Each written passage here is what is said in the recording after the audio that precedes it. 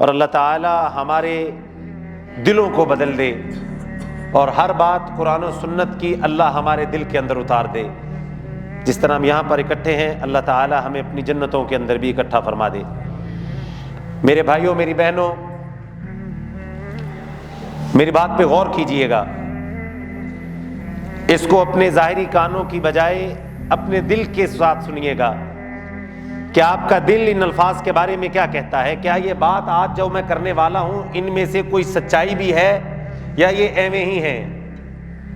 کیونکہ آج میرے بھائیوں اسلام ہمارے چہروں سے نظر آ رہا ہے، ہمارے لباس سے، ہمارے کپڑوں سے تو نظر آ رہا ہے، لیکن وہ اسلام آج 1% بھی ہمارے دلوں کے اندر موجود نہیں ہے۔ اور یہی بہت بڑی غلط فہمی ہے جس کے اندر ہم ڈوبتے چلے جا رہے ہیں، اور یہ سفر رکنے کا نام نہیں لے رہا۔ ہر آنے والا دن ہمیں گمراہی کی طرف تو بڑھا رہا ہے، غفلت کی طرف تو بڑھا رہا ہے، لیکن حقیقت میں دل کے اندر پاکیزگی پیدا نہیں کر رہا۔ جو اللہ کا قرآن 11 قسمیں اٹھا کے کہتا ہے کہ آدم کے بیٹوں اور بیٹیوں، تم میں صرف کامیاب وہ انسان ہے کہ جس نے اپنا تزکیہ نفس کر لیا۔ یقین مانیے میرے بھائیوں، ہماری داڑھیوں کے طول میں اضافہ ہو رہا ہے، ہمارے شلوار ٹخنوں سے اوپر ہونے میں اضافہ ہوتا چلا جا رہا ہے، لیکن دل 1% نہیں بدل رہا، وہ ویسے کا ویسا ہی پتھر اور سیاہ رنگ کا ہے، اس کے اندر تبدیلی نہیں ہے۔ اور یہ میں بھی جانتا ہوں اور آپ بھی جانتے ہیں اور ہمارے دل جانتے ہیں اس بات کو کہ جو ہم سنتے ہیں وہ ایک کان سے نکالتے ہیں اور دوسرے کان سے، ایک کان سے سن کر دوسرے کان سے نکالتے ہیں، لیکن وہ بات جو ہم سنتے ہیں ہمارے دل کے اوپر جا کر نہیں لگتی۔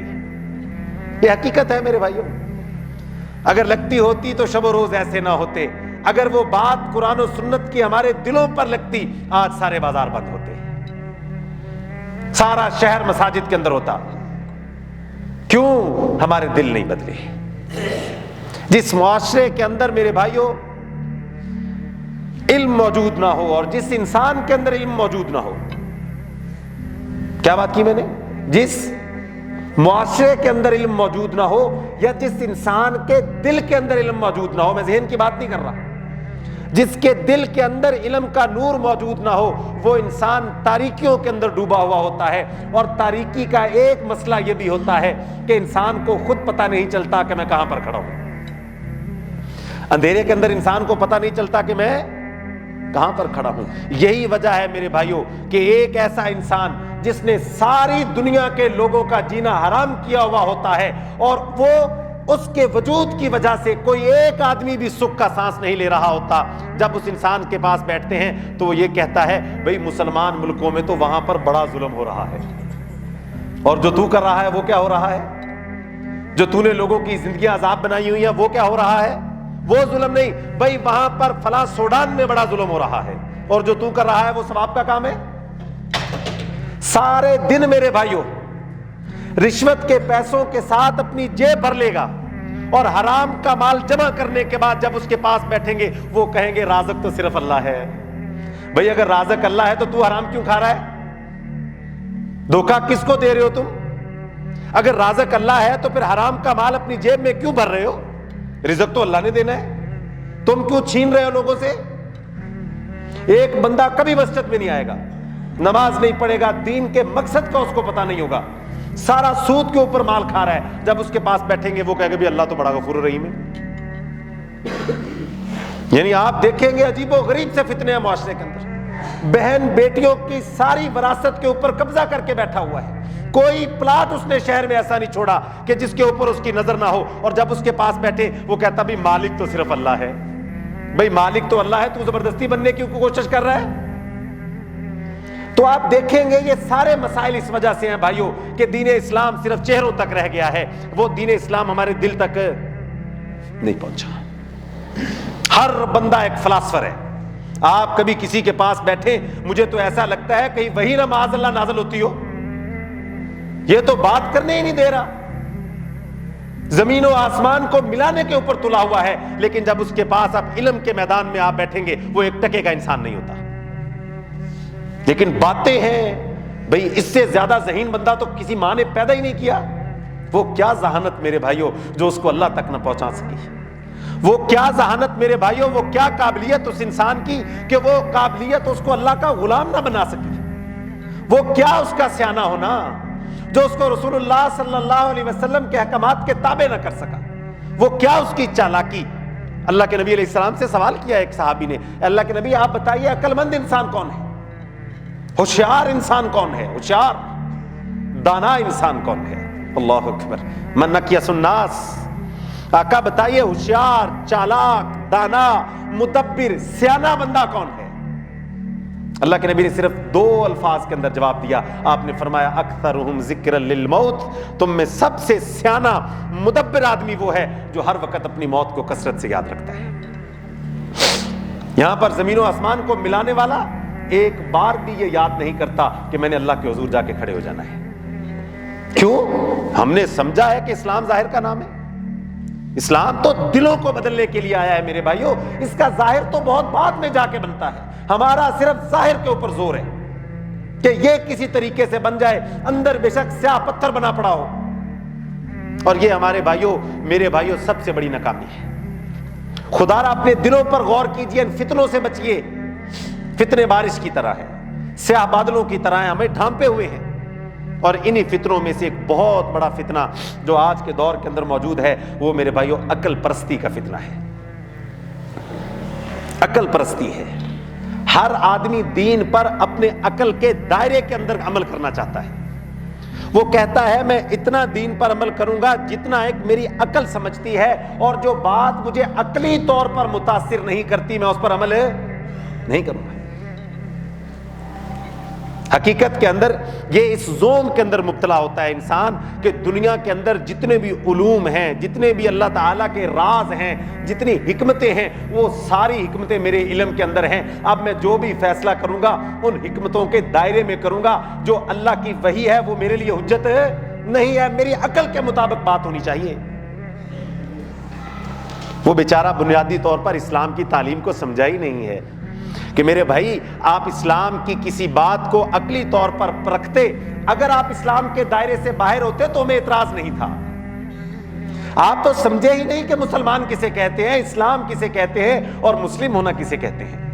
مسلمان وہ ہوتا ہے میرے بھائیوں جو اللہ اور اس کے رسول کے حکموں کے آگے اپنے سر تسلیم خم کرتا ہے، اور اللہ کا قرآن کہتا ہے انما کان قول المؤمنین اذا دعوا الی اللہ ورسولہ لیحکم بینہم ان یقولوا سمعنا واطعنا، کہ جب ایمان والوں کے سامنے یہ بات کی جائے کہ اللہ اور اس کے رسول کا یہ والا فیصلہ ایسا ہے، تو اللہ کا قرآن کہتا ہے ان کا صرف ایک ہی جواب ہوتا ہے سمعنا واطعنا، ہم نے سن لیا اور مان لیا۔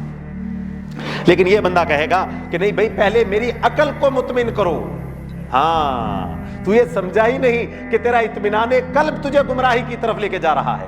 یاد رکھیے گا میرے بھائیوں، اطاعت کے بعد آپ یہ سوال کر سکتے ہیں، اسلام ایسا دین نہیں ہے کہ آپ کو کہیں آنکھیں بند کر کے عمل کرو، ہاں اطاعت کے بعد آپ اس کی حکمت کو سمجھنے کی کوشش کر سکتے ہیں، یار اس کے اندر فلسفہ کیا ہے، یار یہ جمعے کی نماز جو مسجد کے اندر لوگ اکٹھے ہوتے ہیں، میں ہر جمعہ پڑھتا ہوں، اس جمعے کے اندر حکمت کیا ہے، یہ سوال اسلام چاہتا ہے کہ آپ کرو۔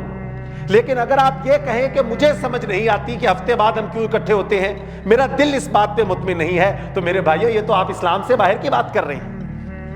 ان دونوں باتوں میں زمین آسمان کا فرق ہے، خدا را سمجھیے گا کہ ایک ہے سوال کرنا کہ مجھے پہلے مطمئن کرو میں پھر نماز پڑھوں گا، اور ایک ہے نماز پڑھنے کے بعد یہ سوچنا کہ یار اس نماز کی حکمت کیا ہے۔ یہ عقل پرست حقیقت کے اندر ہر اسلام کے حکم کو اپنی عقل پر پرکھنے کی کوشش کرتے ہیں۔ اسی وجہ سے آپ دیکھیں گے قربانی کے دنوں میں یہ چرچا ہوتا ہے کہ بھئی قربانی کرنے کا کیا فائدہ ہے، لوگوں میں راشن تقسیم کر دو۔ میرا دل یہ کہتا ہے کہ راشن سے لوگوں کو زیادہ فائدہ ہوگا، نہیں میرے بھائی، آپ یہاں پر پہلے اللہ کا حکم مانیں گے، اس کے بعد آپ غور کریں گے کہ بھئی اس قربانی کا فلسفہ کیا ہے، یہ قربانی اللہ نے کیوں رکھی ہے، اس کی حکمت کیا ہے۔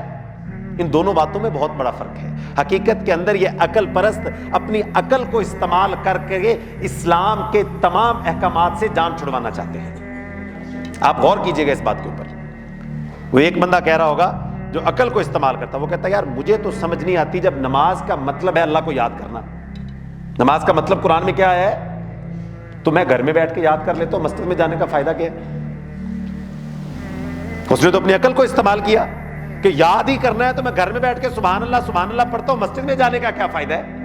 اور نہیں میرے بھائیوں، سب سے پہلے آپ اللہ کا حکم مانیں گے کہ اللہ نے کہا ہے مسجد کے اندر آ کے 5 وقت میرے آگے کھڑے ہو، پھر اس کے بعد یہ سوال کرو کہ اس کے اندر حکمت کیا ہے۔ یعنی حقیقت میں یہ لوگ اپنی جان چھڑوا رہے ہوتے ہیں، اعمال کی حدود و قیود سے اپنے آپ کو آزاد کرنا چاہ رہے ہوتے ہیں۔ اسی طرح آپ دیکھیں گے بھئی پردہ تو دل کا پردہ ہوتا ہے۔ کیا ہوتا ہے بھائیوں؟ یہ بات بھائیوں نے میرے خیال سے نہیں سنی ہوگی، ماشاءاللہ سارے بھائی تو بڑے تقویٰ اور پرہیزگاری میں ماشاءاللہ آگے نکلے ہوئے ہیں۔ سنا ہے جس بھائی نے کہ پردہ تو کس کا ہوتا ہے؟ اس فکرے نے آدھی قوم کو ننگا کر دیا ہے، آدھے کپڑے اتر گئے صرف فکرے کے بعد۔ پردہ تو دل کا پردہ ہوتا ہے۔ بھائی کدھر سے دل کا پردہ ہے، کدھر سے سیکھا ہے؟ کپڑے سمٹ گئے، ختم ہو گئے، نیم برہنہ خواتین ہو گئی، اور جس سے پوچھو بھئی پردہ تو دل کا پردہ ہوتا ہے۔ اور اللہ کا قرآن اعلان کرتا ہے قل انما حرم ربی الفواحش، اے میرے محبوب پیغمبر اعلان کیجئے آپ، ہم نے حرام کیا ہے فحاشی کو، بدکاری کو، ولا تقربوا الفواحش، اور اس کے قریب بھی مت جانا۔ اور اللہ کا قرآن کہتا ہے زیب و زینت کا اظہار نہیں کرنا، جس سے کشش پیدا ہو، فتنے کے اندر مبتلا ہو جاؤ گے۔ لیکن یہاں پہ خواتین کہتی ہیں پردہ تو دل کا پردہ ہوتا ہے۔ آج کل تو پردے بھی ایسے عجیب و غریب قسم کے آ گئے ہیں کہ ساری زیب و زینت ظاہر ہو رہی ہے۔ مجھے تو یہ سمجھ نہیں لگتا کہ جس گھر سے وہ خواتین نکلتی ہیں اس گھر کے مرد کدھر چلے گئے ہیں، کہ بھئی کم از کم یہ تو خیال ہو کہ زیب و زینت تو ظاہر نہ ہو، نقاب اور حجاب کا مباحثہ تو بات کی بات ہے، زیب و زینت کا حکم تو قرآن کا واضح حکم ہے کہ اس کو چھپاؤ۔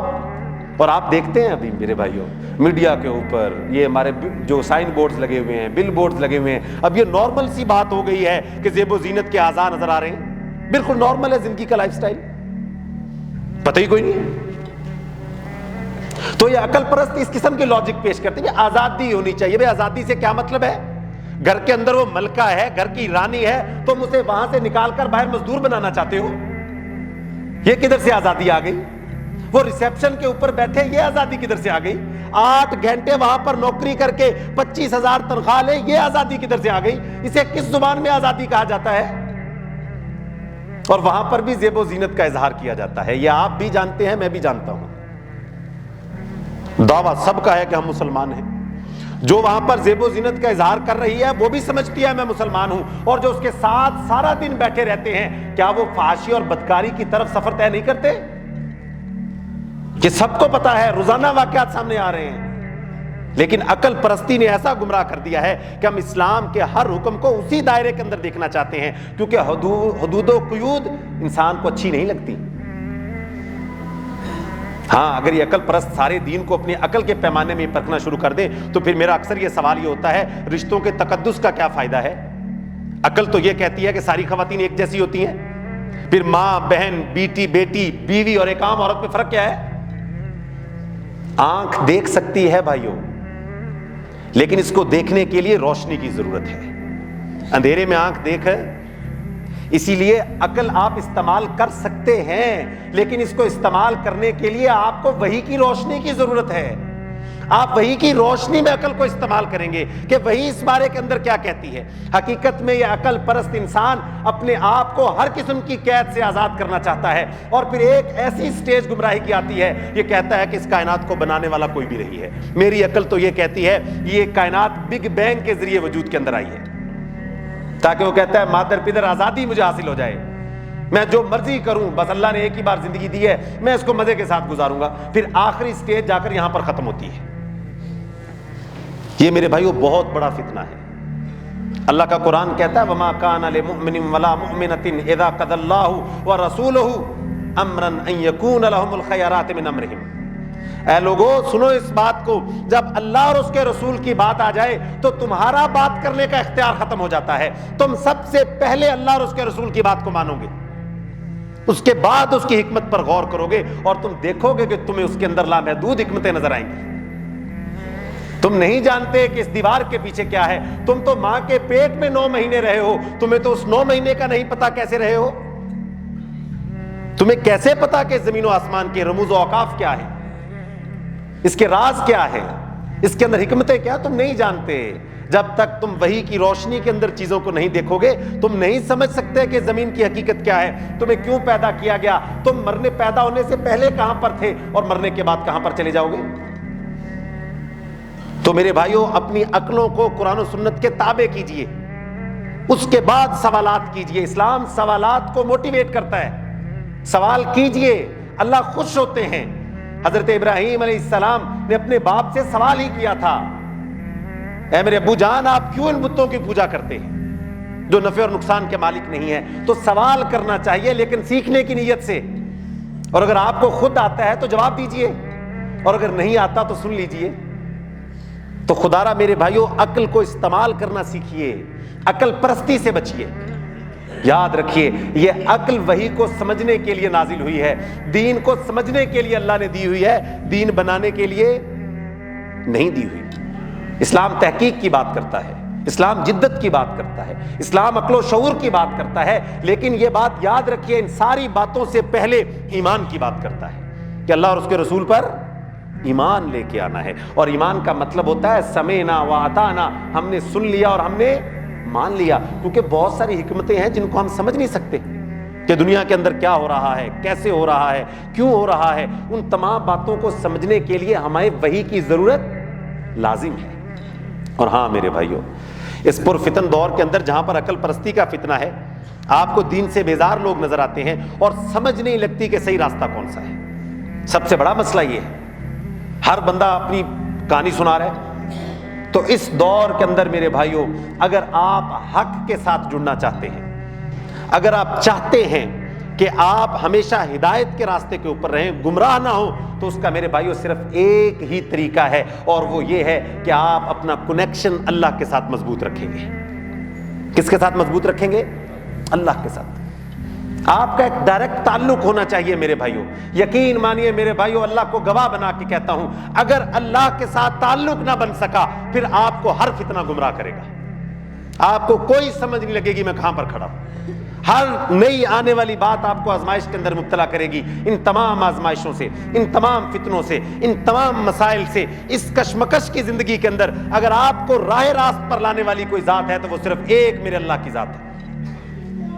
اللہ کے ساتھ ہمیشہ جڑ کر رہیے، دعا مانگتے رہیے۔ یہ میں نے پچھلے جمعے میں کہا تھا، اہدنا، ہم یہی ہر نماز میں مانگتے ہیں، اے اللہ میرے دل کو ہدایت پر سمجھ نہیں ہے فتنے کتنے گمراہ کرتے ہیں اور ایسی ایسی لاجک پیش کرتے ہیں، انسان حیران ہو جاتا ہے۔ لیکن میرے بھائیو، جس دل کو اللہ ہدایت دے دے، جس کا تعلق اللہ کے ساتھ بن جائے، وہ دل پھر گمراہ نہیں ہوتا۔ اللہ تعالیٰ اس کو سنبھالتے ہیں، اللہ اس کو راستہ دکھاتے ہیں۔ غور کیجئے ایک بات کے اوپر، اللہ کے نبی صلی اللہ علیہ وسلم نے اہل بیت کو اکٹھا کیا۔ آپ اس دور کے اندر اگر ہدایت حاصل کرنا چاہتے ہیں، مسائل سے، پریشانیوں سے اور فتنوں سے بچنا چاہتے ہیں، تو اس کے لیے دل کا ثابت قدم رہنا بڑا ضروری ہے۔ اور دل کو ثابت قدمی کس نے دینی ہے؟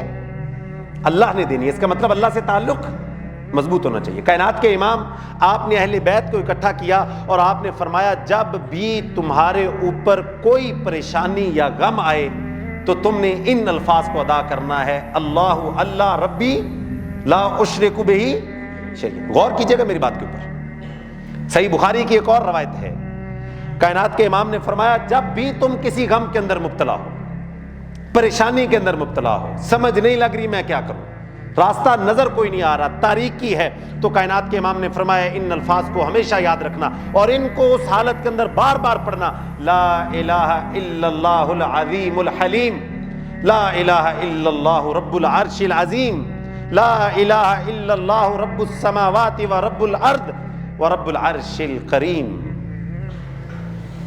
آپ نے دونوں حدیث کو سنا۔ ان دونوں حدیث میں اگر آپ غور کریں، دوسرے کا بھی ترجمہ یہی ہے کہ اے اللہ تیرے علاوہ معبود کوئی نہیں، تو زمین و آسمان کو بنانے والا ہے، عظمتوں والا ہے، بردبار ہے، حکمتوں والا ہے، تو عرش عظیم کو بنانے والا رب ہے۔ اور پہلی دعا کے اندر ہم نے کیا کہا؟ اللہ اللہ ربی لا اشرک بہ شیئا، اے اللہ تو ہی میرا رب ہے اور میں تیرے ساتھ شریک کسی کو۔ اگر غور کریں آپ ایک بات کے اوپر، دونوں دعائیں کائنات کے امام نے غم، پریشانی، مصیبت کے اندر بتائی ہیں کہ اگر تم یہ دو دعائیں پڑھتے رہو تو تمہیں وہ غم تنگ نہیں کرے گا، وہ تنگی کا راستہ اللہ کھلا کر دے گا، وہ پریشانی اللہ خوشی کے اندر بدل دے گا. لیکن یہاں پر غور کی بات تو یہ ہے کہ ان دونوں دعاؤں کے اندر ہم طلب کچھ بھی نہیں کر رہے. طلب کیا ہم نے کچھ ان دونوں دعاؤں میں؟ کچھ بھی نہیں کیا. ہم نے صرف اللہ کی معرفت کا ذکر کیا ہے, ہم نے صرف اللہ کی پہچان کا ذکر کیا ہے, ہم نے صرف یہ ذکر کیا ہے کہ اے اللہ میں تیرا بندہ ہوں, ہم نے صرف یہ ذکر کیا ہے اے اللہ تیرے ساتھ شریک ہے کوئی بھی نہیں, ہم نے یہ ذکر کیا ہے اے اللہ معبود تو, مسجود تو, مطلوب تو اور مقصود تو ہے, حاجت روا تو, مشکل کشا اے اللہ تو ہے. ہم نے تو صرف یہ بات کی ہے, ہم نے مانگا کچھ بھی, مانگا کچھ ہم نے. اس کا مطلب یہ ہوا میرے بھائیوں, جب انسان اللہ کے ساتھ یہ تعلق بنا لیتا ہے, اللہ کے ساتھ کنیکٹ ہو جاتا ہے, اس کا ریلیشن ڈیولپ ہو جاتا ہے, وہ اللہ کو پہچان لیتا ہے, پھر اس کو مانگنے کی ضرورت نہیں پڑتی. اللہ خود بخود اس کی ساری پریشانیوں کو حل کر دیتے ہیں, اللہ خود بخود اس کی تنگیوں کو کھلا کر دیتے ہیں, اللہ خود بخود اس کو خوشیاں دے دیتے ہیں. اور یہ تو میرے بھائیوں دنیا کا بھی قاعدہ ہے کہ جس کے ساتھ تعلق ہوتا ہے نا, تعلق ہوتا ہے تو بندے کو اس پہ بڑا مان ہوتا ہے. مان ہوتا ہے کہ نہیں ہوتا بھائی؟ اکثر بھائیوں میں لڑائی ہی اس بات کے اوپر ہوتی ہے, یار اسے نہیں پتا کہ مجھے ضرورت ہے, یار اسے نہیں پتا کہ میرے گھر کے حالات تنگ ہیں. تو میرے بھائیوں جب آپ کائنات کے رب کے ساتھ ایک تعلق بنا لیتے ہیں اور اعلان کر لیتے ہیں لا الہ الا اللہ, اے رب میں جان گیا ہوں کہ تو مالک ہے, میں غلام ہوں, تو رب معبود ہے, میں عبد ہوں. جب انسان اللہ کے ساتھ اس تعلق کو بنا لیتا ہے تو اللہ تو عالم الغیب ہے, وہ نہیں جانتا کہ مجھے کس چیز کی ضرورت ہے, وہ سب جانتا ہے. میرے بھائیوں صرف ایک تعلق بنائیے اس رب کے ساتھ, اس رب کے قریب ہو جائیے, اس کو پہچانیے میرے بھائیوں. اس کے بغیر اللہ کی قسم کوئی عبادت نہیں ہے. یہ ساری ہماری ورزشیں ہیں, یہ ہم کاروائی اپنے آپ کو ڈال رہے ہیں, دھوکہ دے رہے ہیں ہم لوگ. وہ رب میرے بھائیوں جس نے جمعے کا حکم دیا ہے, جمعے کا حکم کس کا ہے؟ اگر ہم اللہ کو پہچانتے ہوتے, اور میرے بھائیوں 5 نمازوں کا حکم بھی تو اسی رب نے دیا ہے, کیوں نہیں باقی 5 نمازوں میں پورا ہفتہ اتنے نمازی ہوتے؟ اس کا مطلب یہ ہوا ہم اللہ کے لیے نہیں آتے, ہم اپنی خواہش نفس کے لیے آتے ہیں, اپنے آپ کو دھوکہ دینے کے لیے آتے ہیں. اب میں اتنا کافر بھی نہیں کہ جمعہ نہ پڑھوں. اگر یہ اللہ کے لیے ہوتا تو اللہ کی قسم فجر بھی اللہ کے لیے ہے, ظہر بھی اللہ کے لیے, عصر مغرب عشاء بھی اللہ کے لیے ہے, تجارت بھی اللہ کے لیے, معیشت بھی اللہ کے لیے, اور سیاست بھی اللہ کے لیے ہے. لیکن ہم اللہ کے لیے نہیں کرتے, دھوکہ ہے سارا. کبھی ہم اپنے آپ کو دے رہے ہیں, کبھی ہم محلے والوں کو دے رہے ہیں, کبھی ہم معاشرے والوں کو دے رہے ہیں. نہیں میرے بھائیوں, اگر اللہ کی پہچان ہوتی کہ وہ کون ہے, کتنی طاقت والا ہے, کیا چاہتا ہے, کیوں پیدا کیا ہے, کیا دے گا, پھر ہم صرف ایک بار بات نہ مانتے, ہم صبح و شام اس کی بات کو مانتے ہیں, ہم اس کے ساتھ تعلق بناتے, ہم اس سے مانگتے اے اللہ مجھے ہدایت کے راستے پر چلا. ہم نے کبھی مانگا ہی نہیں اللہ سے اپنے دل کے ساتھ. ہمارا اپنا دین, اپنی تشریح, اپنا مزاج, اور جتنی ایک ہماری عقل کہتی ہے اتنا ایک ہمارا دین ہے. اور ہم صرف ایک دوسرے کو مطمئن کریں, کوئی فوتگی ہو جائے نا, بس جی دعا کرو, عزت پردے نال سارا معاملہ ہو جائے. اور بھائی فکر یہ کرو کہ اللہ تعالیٰ کے سامنے تمہارا عزیز جا رہا ہے, اس کا کیا بنے گا. تمہیں لوگوں کی پرواہ شروع ہو گئی ہے. یہ فکر کرو کہ وہ چلا گیا, تم بھی جانے والے ہو. یہ فکر کرو کہ ایک بڑا لمبا سفر آنے والا ہے. یہ فکر, بس یہ عزت پردہ بچ جائے. اس عزت پردے نے بیڑا غرق کر دیا ہے. بس ایک دوسرے کو ہم متاثر کر رہے ہیں. بس جی وہ فلاں کیا کہے گا, وہ کیا کہیں گے, محلے والے کیا کہیں گے, برادری والے کیا کہیں گے, رشتے, یہی ہماری زندگی کا محور و مرکز ہے. اور رب کیا کہے گا, اللہ کی قسم ہماری ترجیح میں نہیں ہے. میں فجر کو مسجد میں نہیں آ رہا, رب کیا کہے گا, میری ترجیح نہیں ہے. میرے بیٹے نے 5 وقت کی نماز آج نہیں پڑھی, یہ میری ترجیح نہیں ہے. لوگ کیا کہیں گے, میرا بیٹا چوک میں کھڑا ہوتا ہے. بس لوگ کیا کہیں گے, بھائی میرا بیٹا سارا دن کرکٹ کھیلتا ہے. بس یہی ہمارا محور و مرکز ہے. لوگ کیا کہیں گے, فلاں کا بیٹا کما گیا اور میرا نکما بیٹھا ہوا ہے. تو بھائی بتاؤ, یہ کیا تو اور تیرا بیٹا جنت کے راستے پر ہے؟ کیا تو نے تہجد کے وقت رو کے دعا کی اللہ سے, اللہ میرے بیٹوں کو نمازی بنا؟ ہماری فکر, ہماری سوچ کا زاویہ بدل گیا. یقین مانے میرے بھائیوں, یہ جو سانس چل رہی ہے, جو اندر جا رہی ہے اور باہر آ رہی ہے, یہ کسی وقت بھی رک سکتی ہے. اور ہم نے کو اللہ سے سرٹیفکیٹ نہیں لیا ہوا. یہ روز اٹھنے والے جنازے مجھے اور آپ کو بیدار کر رہے ہیں کہ مرنے کے لیے بوڑھا ہونا ضروری نہیں, جوان بھی مرتے ہیں. روز اٹھنے والے جنازے مجھے اور آپ کو ہوشیار کر رہے ہیں. وہ بندہ خدا سمجھ جاؤ, مرنے کے لیے بیمار ہونا ضروری نہیں, صحت مند بھی مرتے ہیں. مرنے کے لیے غریب ہونا ضروری نہیں, امیر بھی مرتے ہیں. مرنے کے لیے بڑا ہونا ضروری نہیں, ماں کی گود میں بچہ بھی مرتا ہے. یہ روز اٹھنے والے جنازے ہمیں خبردار کرتے ہیں. لیکن میرے بھائیو, ہم خواب غفلت کے اندر سوئے ہوئے ہیں. بہت سارے لوگ ایسے ہوتے ہیں جن کے کفن بازار میں آ چکے ہوتے ہیں, لیکن انہیں پتا نہیں چلتا. وہ اسی دکان کے باہر سے گزر جاتے ہیں جس کے اندر ان کا کفن پڑا ہوتا ہے, لیکن اس کے باوجود آدم کا بیٹا نہیں سوچتا کہ میں نے اس کفن کو پہن لینا ہے. جس صابن کی ٹکیا سے اس کو غسل دیا جائے گا, بہت ساروں کی وہ ٹکیا بازار میں آ چکی ہوتی ہے, لیکن ہمیں پتا نہیں تھا. فکر ہی نہیں ہے ہمارے اندر, وہ تڑپ ہی نہیں ہے, وہ غور فکر, وہ غم ہی نہیں ہے کہ ہم نے ایک بڑے لمبے سفر پر جانا ہے. ہاں, ہماری تو عقل کی گیم ہی ختم نہیں ہو رہی ہے. ہمارا تو اللہ کے ساتھ تعلق نہیں. نماز بس میں کہتا ہوں ایک عادت ہے, ایک عادت پڑی ہوئی ہے نماز پڑھنے کی, کہ بھئی نماز نہ پڑھے نا تو ہوتا بھی نماز کا ٹائم ہو گیا. یقین مانے میرے بھائیو, اپنے دل سے پوچھا کریں اس بات کو, کبھی ہم محبت میں بھی آئے ہیں؟